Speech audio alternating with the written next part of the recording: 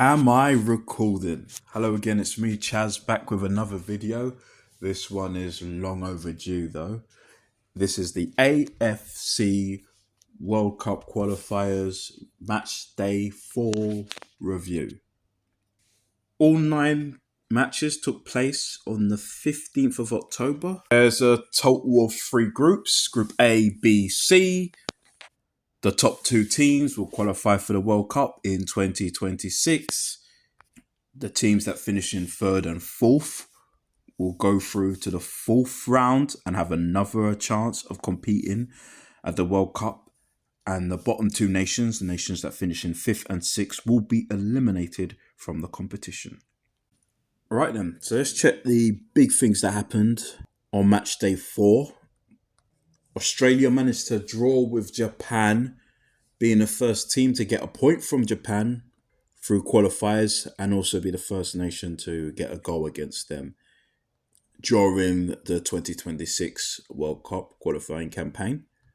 Also in Group C, China managed to get their first win, defeating Indonesia in a tough game, beating them 2-1.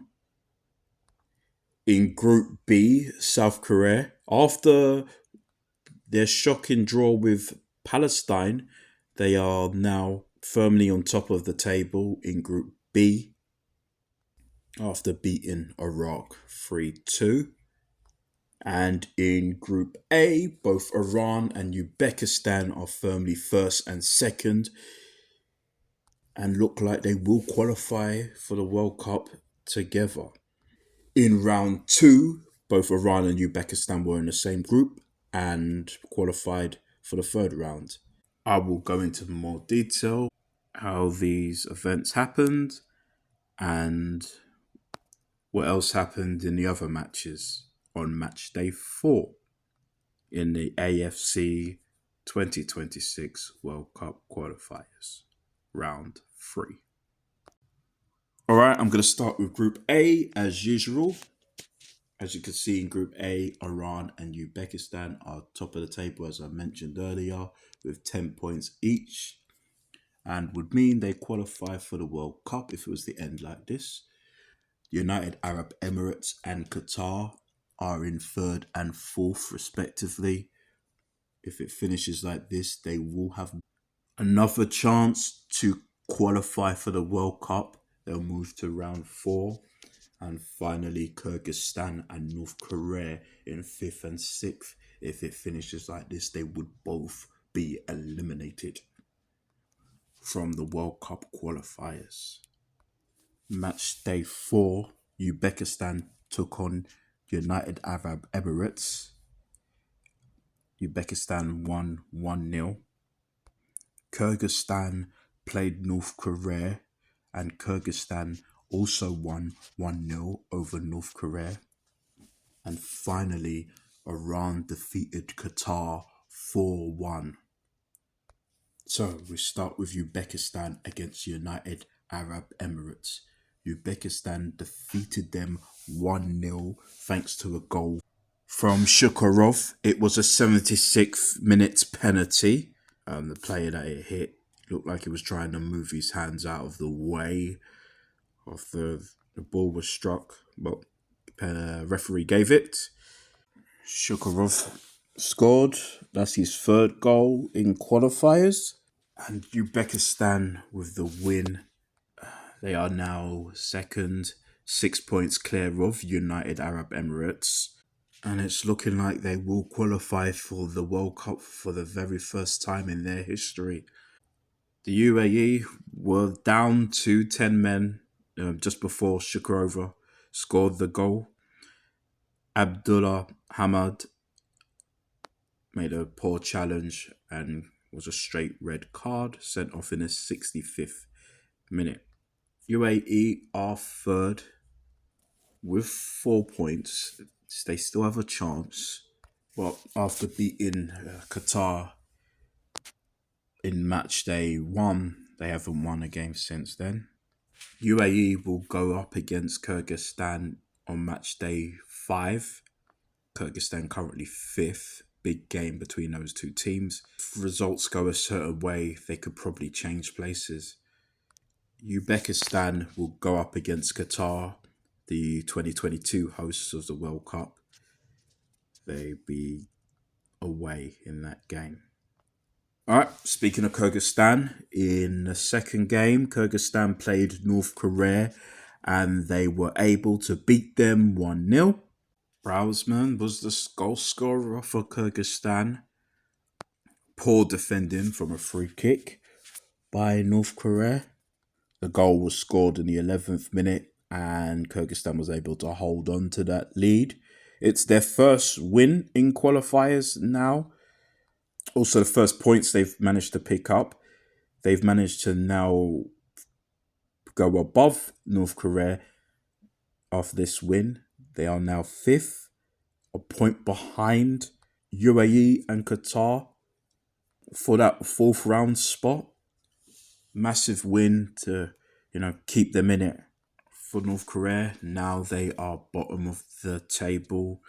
They haven't won a game themselves so far.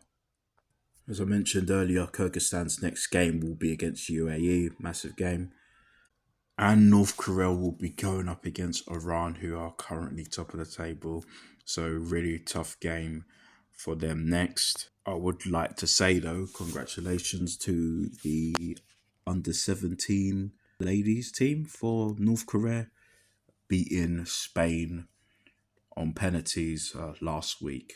So massive win there. Okay, and as I mentioned, Iran were able to beat Qatar 4-1. And this took Iran to top of the table by goal difference over Uzbekistan. Both nations on 10 points. Now, Qatar were leading in the 17th minute. Al Moez scored for them. It was a long ball.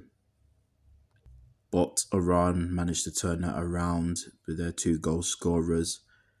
Azmoun and Mohibi were the goal scorers for Iran. Azmoun equalised first for Iran. Mix up between the goalkeeper and the defender there, with the keeper tripping over the defender. Azmoun scores his second, making it 2-1. Iran taking the lead for the first time in the game. Azmoun was also able to set up Mohibi, taking it to 3-1. And late into extra time, Mohibi scores again, 4-1 for Iran over Qatar. Means Iran is now top of Group A and are set to qualify for their fourth World Cup in a row.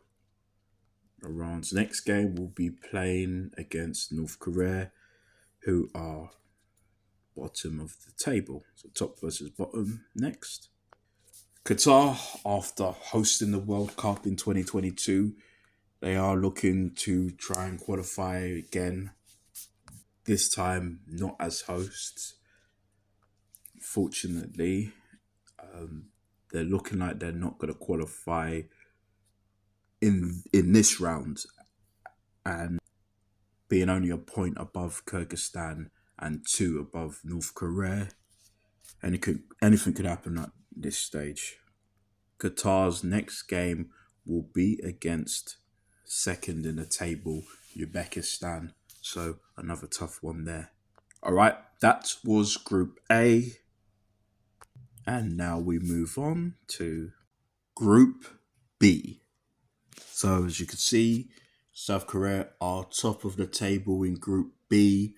Jordan are second with 7 points. Iraq third, also with 7 points.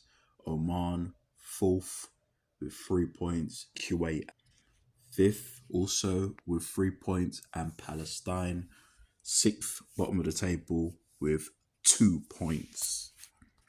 This group looks like it's kind of playing out how it probably will be at the end of the match day 10, I should say. South Korea, Jordan and Iraq most likely going to compete for the top 2 spots to qualify for the World Cup, while Oman, Kuwait and Palestine will try and compete for that one spot to have another chance, I should say, to qualify for the World Cup in 2026. All right, then. Let's start with the game between South Korea and Iraq, which finished 3-2 to South Korea. Whoever won that game would have been top of the table. South Korea started on the 41st minute. Ho Se-hun scored. Iraq did equalise, overhead kick from Hussein, which was now the 7th goal he scored in qualifying. But South Korea took back the lead. Oh Hen-yu in the 74th minute, so late on, Lee Jae-sung also scored for South Korea, taking it to 3-1. Iraq did get a bit of a consolation, or it turned out to be in. Bayish scored in the 95th minute. Wasn't enough. Iraq lost to South Korea, and now South Korea are firmly in first, and Iraq now third. Kuwait will be playing South Korea next, while Iraq will be taking on Jordan. That would be second versus third. So, a win for Iraq, they'll go back into the World Cup qualifying places. South Korea keep winning their games, after that shock draw with Palestine.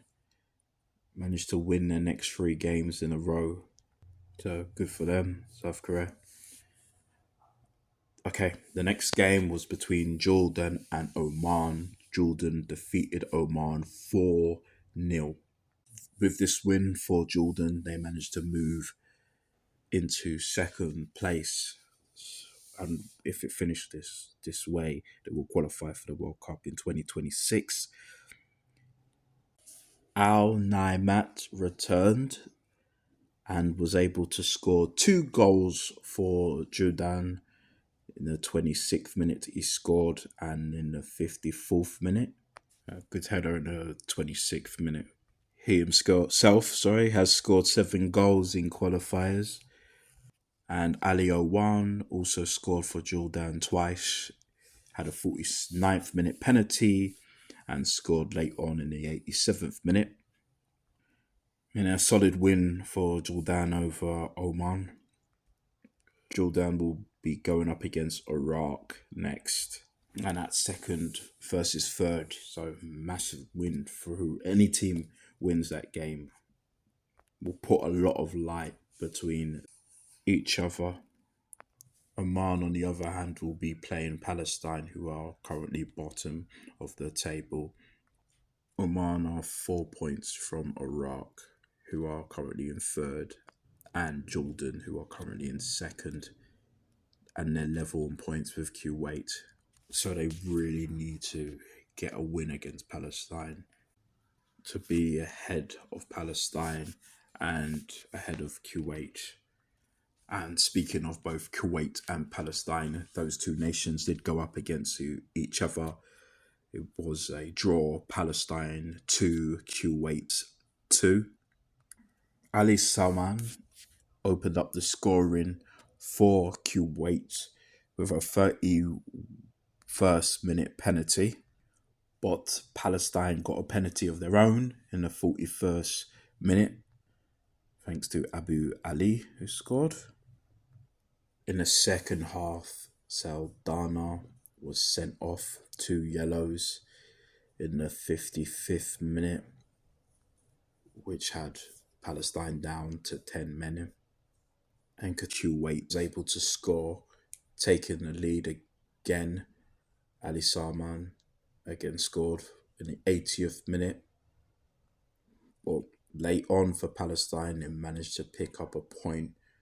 Quanbar scored in the 93rd minute, making it 2-2. Palestine picking up their second point. They are still bottom of the table and will go up against Oman next. Kuwait will be playing South Korea themselves. These two nations, both in fifth and sixth, if it does end like this, they will be eliminated from the World Cup qualifiers. So both teams definitely need to step up. All right, then that was Group B.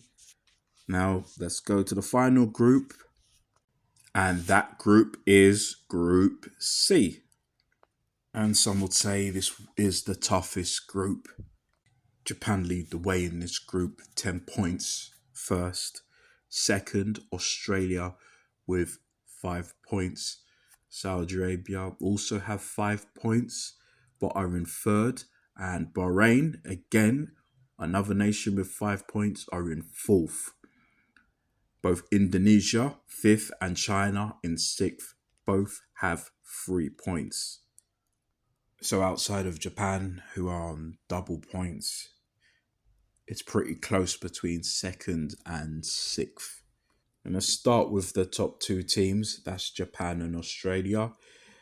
That game ended in a 1-1 draw.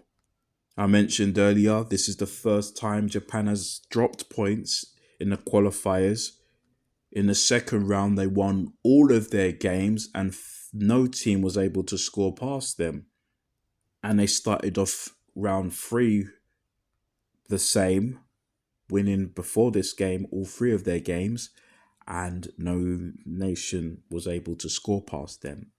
And technically, still no nation has. Japan conceded an own goal to Australia.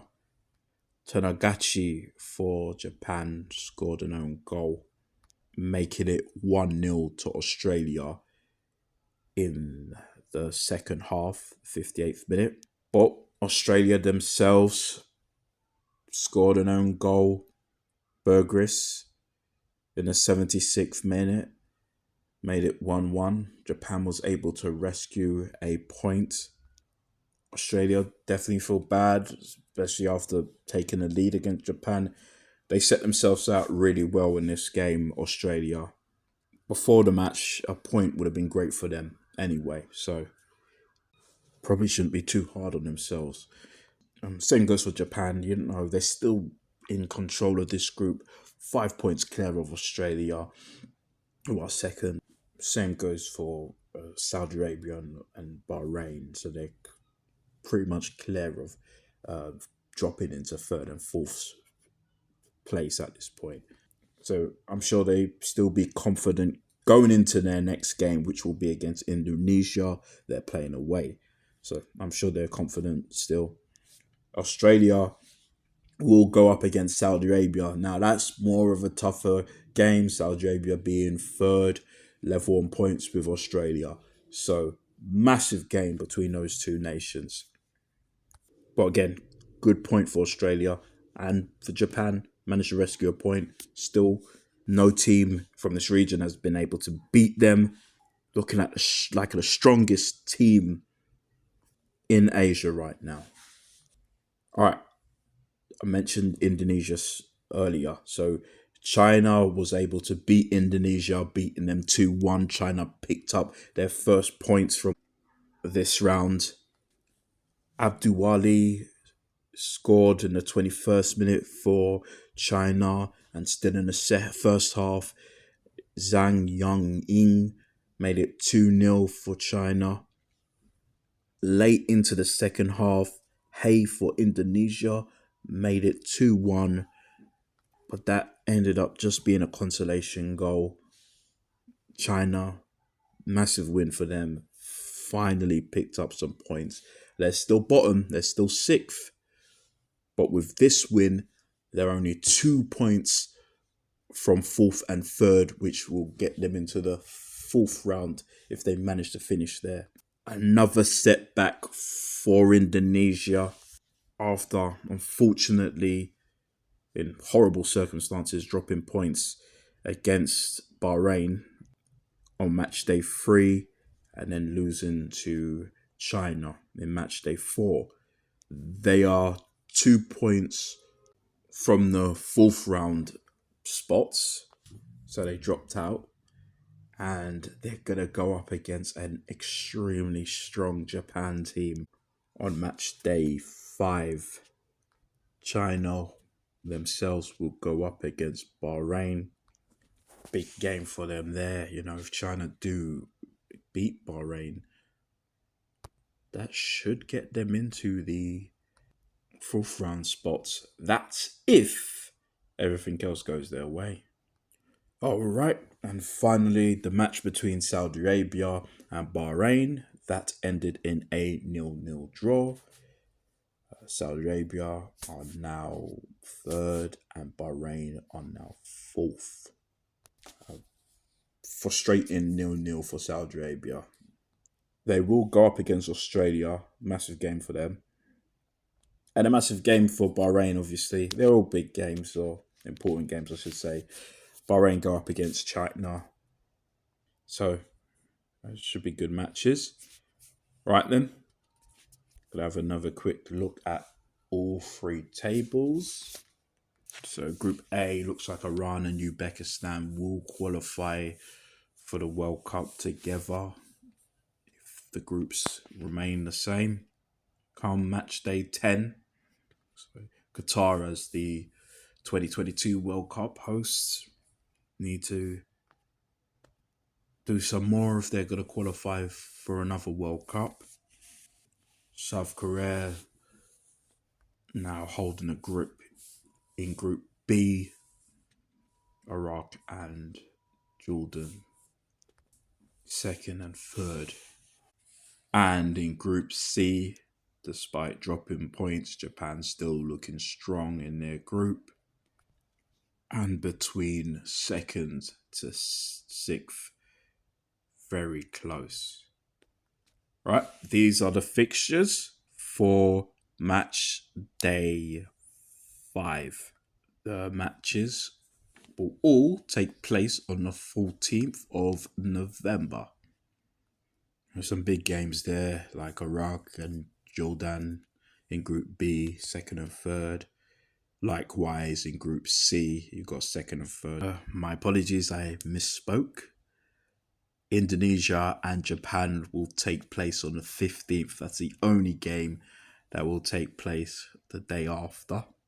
So that's the first time that's happened.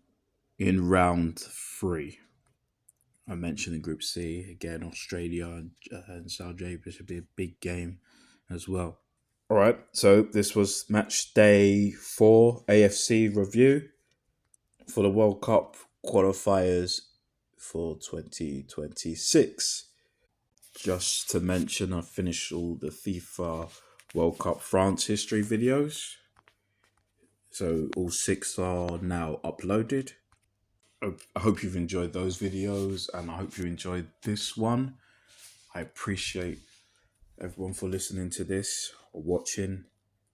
Going to upload one more overdue video, which is the CONMEBOL match day 10 review. All right, I'm gone. Thanks again. Bye.